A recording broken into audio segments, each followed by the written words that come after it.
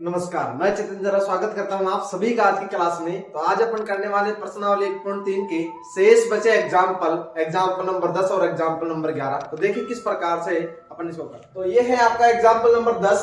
दर्शाइए कि 5 minus under root 3 एक अपरिमेय संख्या है। देखो अंडर रूट के अंदर जो आप लोगों की संख्या आती है वो अपरिमेय संख्या होती है। ये अपन ने पहले सिद्ध कर दिया है इससे पहले वाले वीडियो के अंदर। अगर आप लोगों ने ये वो वाले वीडियो नहीं देखे हैं तो डिस्क्रिप्शन में आपको लिंक दिया हुआ है, वहां जाके आप लोग उन वीडियो को जरूर देख लीजिएगा।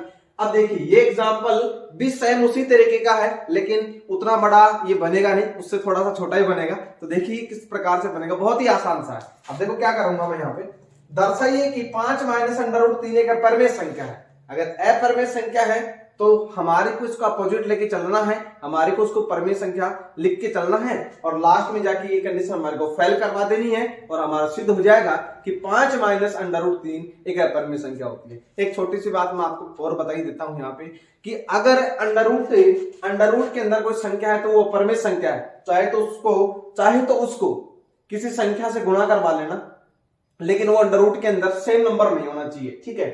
और अगर उस संख्या को किसी में जोड़ोगे तो भी आपकी अपरिमेय मिलेगी, घटाओगे तो भी अपरिमेय संख्या मिलेगी, गुणा करवाओगे तो भी अपरिमेय संख्या मिलेगी, भाग लगाओगे तो भी अपरिमेय संख्या मिलेगी, लेकिन कंडीशन रहती है कि सेम नंबर नहीं होना चाहिए। कैसे? अगर मैं 5 माइनस अंडर रूट 3 ये आपकी अपरिमेय संख्या है, 5 प्लस अंडर रूट 3 ये भी आप लोगों की अपरिमेय संख्या है, लेकिन अगर सेम नंबर जोड़ लूं जोड़ने में तो ये भी आपकी अपरिमेय संख्या है, ठीक है। लेकिन अगर under root 3 minus under root 3 कर दूं, ये आप लोगों के पास में आ जाएगा 0। ये आप लोगों की अपरिमेय संख्या नहीं है, ये एक परिमेय संख्या है, क्योंकि इसको मैं नीचे 1 के रूप में लिख सकता हूं। और under root 3 dot under root 3 को गुणा करवाओगे तो ये सेम नंबर हो गया जो कि आपका 3 बना रहा है, ये भी आप लोगों की परिमेय संख्या होती है, परिमेय संख्या नहीं होती है। और अंडर रूट 3 बटे अंडर रूट 3 मान कितना आएगा? 1 आएगा, तो ये भी आपकी परिमेय संख्या ही है। लेकिन इनके अलावा अगर कोई संख्या आप लोगों के पास में आ रही है जोड़ बाकी गुणा भाग के अंदर, तो वो आप लोगों की बनती है अपरिमेय संख्या। तो एक्चुअल में ये भी आपकी अपरिमेय संख्या ही होती है, ये ट्रू बात है। तो अपन इसको पहले सिद्ध करवाएंगे कि वास्तव में ये किस प्रकार से बनेगी। ये एग्जाम्पल अगर आप लोगों ने अच्छे से समझ लिए तो आपकी प्रश्नावली जो 1.3 है उसमें आपको कोई भी समस्या नहीं रहने वाली है। तो देखिए ये प्रश्न किस प्रकार से बन रहा है, आइए अपन इसको सॉल्व करते हैं। तो मैं इसको मानता हूं, माना 5 माइनस अंडर रूट 3 एक परिमेय संख्या है। अगर ये परिमेय संख्या हुई तो मैं इसको क्या लिख सकता हूं? 5 माइनस अंडर रूट 3 बराबर P अपॉन Q। यहां से लिखूंगा Q is not equals to 0 तथा P और Q सह अभाज्य पूर्णांक है।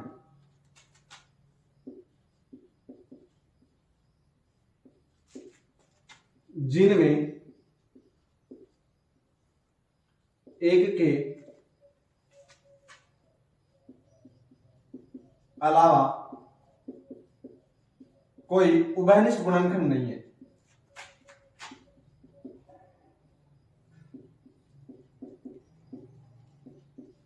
गुणनखंड नहीं है।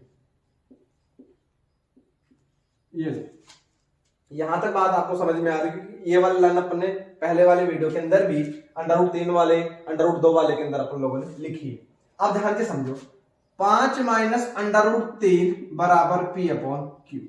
यहां से जो सबसे इंटरेस्टिंग जो आप लोगों की बात है, सबसे समझने वाली जो बात है वो ये है कि under root 3 under root 2 under root 5 वगैरह अंडर रूट 7 वगैरह ये सारी आपकी अपरिमेय संख्या होती है। अपन ने सिद्ध कर लिया है पहले, तो जो आप लोगों ने सिद्ध कर लिया है उसको तो रख लो एक तरफ, और जो बिना सिद्ध किया हुआ है उसको रख लो एक तरफ। तो देखिए ये अंडर रूट 3 माइनस का है, माइनस का मैं इसको इस साइड में रख सकता हूं, लेकिन माइनस का तो मैं उस साइड भेज दूंगा तो ये प्लस का बन जाएगा।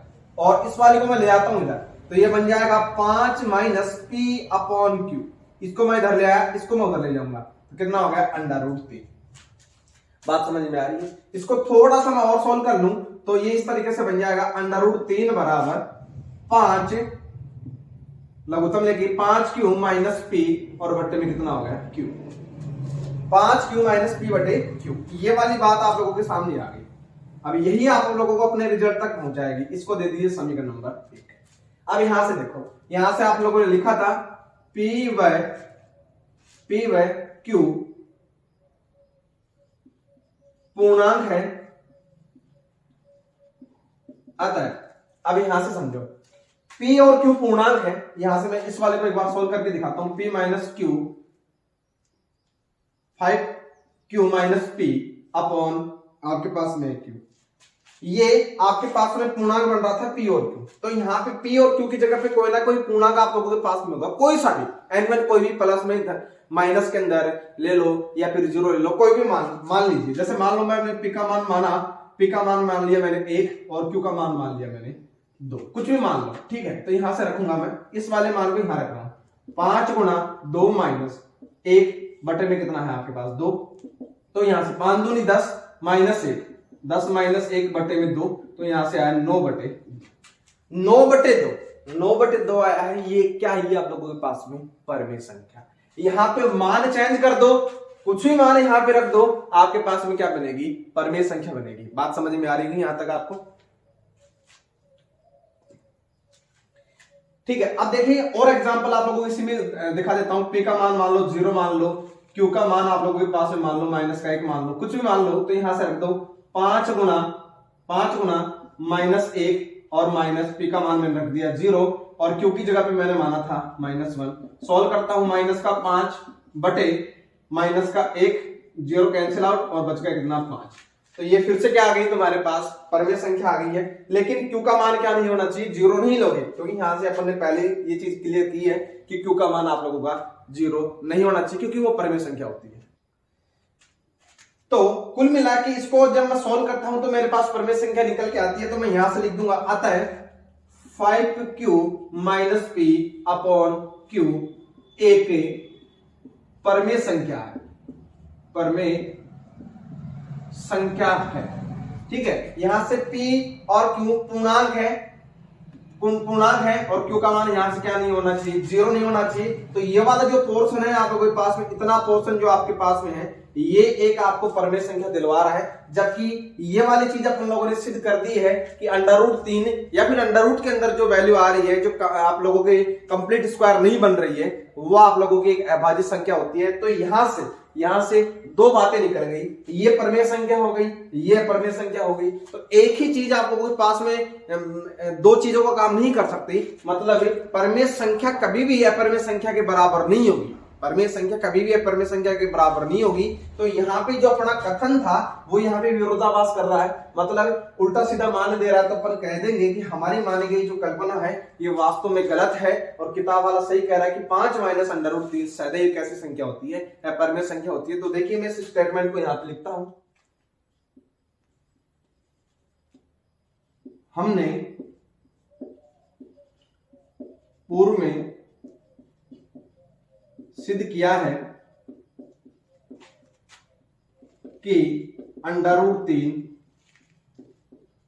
सदैव एक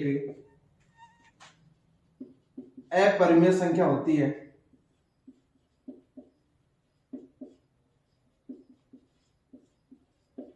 लेकिन समीकरण 1 से 5Q minus P upon Q एक परमेय संख्या है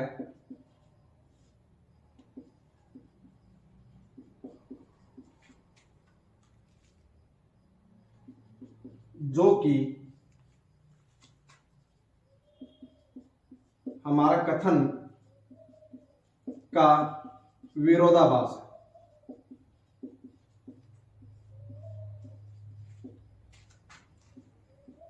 क्योंकि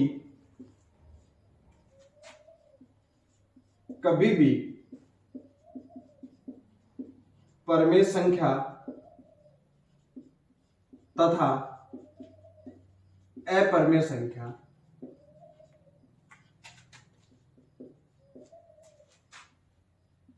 एक दूसरे के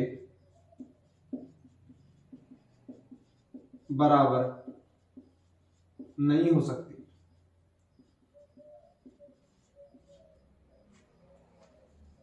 अतः हमारी मानी गई कल्पना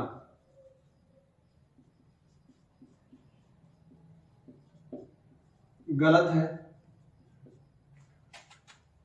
और 5 माइनस √3 सदैव अपरिमेय संख्या होती है।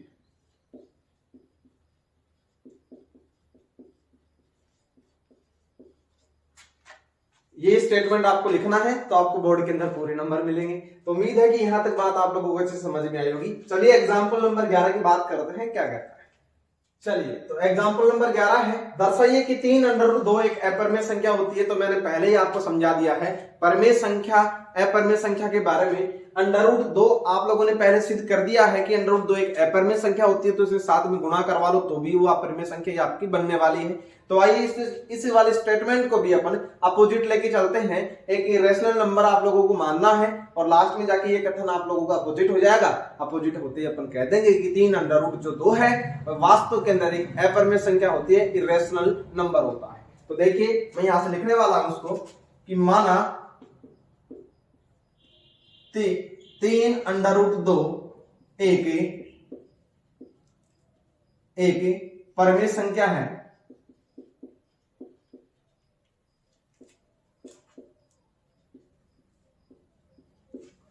अब परिमेय संख्या है तो मैं इसको इसके बारे में क्या स्टेटमेंट दूंगा कि 3√2 बराबर P बटा Q, जहां पे लिखूंगा Q is not equals to 0 तथा P और Q सह अभाज्य पूर्णांक है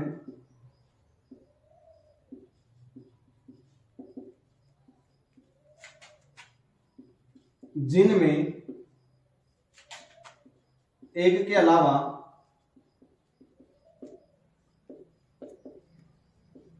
कोई उभयनिष्ठ गुणनखंड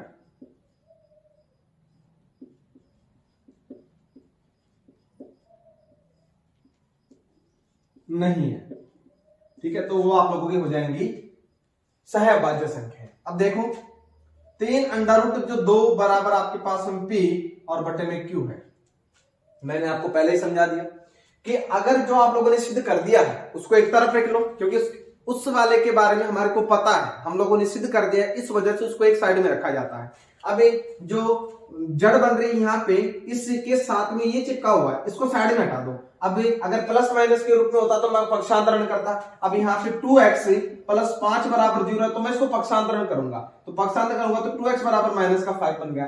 लेकिन जो इसके साथ में चिपका हुआ होता है ना, इसके अपोन में लेके जाते हैं, इसके बट्टे में लेके जाते हैं, तो ये बनता है x बराबर -5/2, ये इसके अपोन में जाता है। तो ठीक उसी तरीके से ये जो 3 है इसके अपोन में जाएगा, तो इसको मैं लिखूंगा √2 बराबर P बटे 3Q।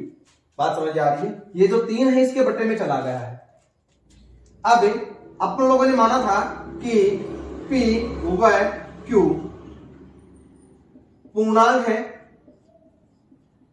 अतः P बटे 3Q एक परिमेय संख्या है जहां Q is not equal to 0। तो यहां से लिखूंगा मैं, यह समीकरण आपका 1 हो गया। यहां से लिखूंगा तथा पूर्व में हमने सिद्ध किया है कि √2 एक अपरिमेय संख्या होती है, लेकिन P व Q के पूर्णांक होने के कारण P व Q के पूर्णांक होने के कारण P बटे 3Q, जहां Q का मान 0 नहीं होगा, एक परिमेय संख्या बन रही है। परिमेय संख्या बन रही है जो कि कथन का विरोधाभास है। अतः हमारी मानी गई कल्पना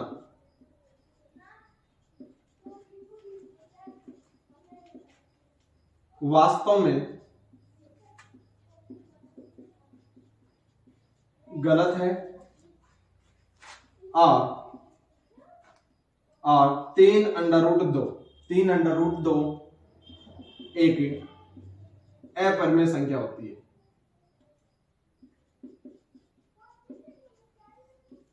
अपरिमेय संख्या होती है। इस प्रकार से आप लोगों को प्रश्नों को बनाना है। इसी टाइप से आप लोगों के प्रश्नावली के प्रश्न भी बनेंगे। तो ये एग्जाम्पल आप लोगों को अच्छे से क्लियर करने हैं। उम्मीद है कि आप लोगों को यहाँ तक बात समझ में आई होंगी। अगर वीडियो पसंद आ रहा है तो वीडियो को लाइक करना नहीं भूलना है आपको, और चैनल के ऊपर पहली बार अगर आप लोग आ रहे हो तो चैनल को सब्सक्राइब कर लेना और बेल आइकन को ऑल नोटिफिकेशन के ऊपर प्रेस जरूर कर लीजिएगा, ताकि आपको आने वाली वीडियो समय के ऊपर मिलती रहिए। तो आज के वीडियो के अंदर सिर्फ इतना ही। अगले वीडियो के अंदर अपन प्रश्नावली की चर्चा करेंगे। तब तक के लिए धन्यवाद आप सभी का। अपने साथ अपने माता पिता का ख्याल रखिएगा। जय हिंद।